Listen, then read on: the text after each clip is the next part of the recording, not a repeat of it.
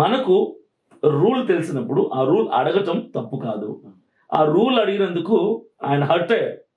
అంటే నన్నే అడుగుతారా, నేను ఎవరో తెలుసా, నాతోనే రూల్స్ మాట్లాడతారా అని ఆయన హర్ట్ అయ్యి మమ్మల్ని పోలీస్ స్టేషన్ తీసుకెళ్ళిపోయి అక్కడ దాదాపు 2 గంటలు కూర్చోబెట్టారు.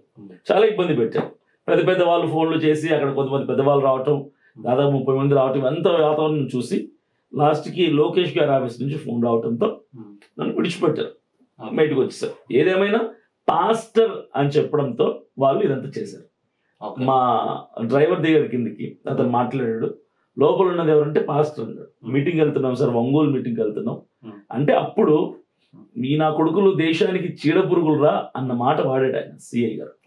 అని కార్ తీసుకుని పండి మంగళగిరి స్టేషన్ తీసుకుని చెప్పి ఆ కార్ ని కానిస్టేబుల్ హ్యాండ్ ఓవర్ చేసుకుని డ్రైవర్ ని వెనకాల కూర్చోబెట్టి కానిస్టేబుల్ డ్రైవ్ చేసుకుంటూ తీసుకెళ్లారు, ఒక ఉగ్రవాదిని తీసుకెళ్ళినట్టుగా. ఇవే మారాలంటున్నాను.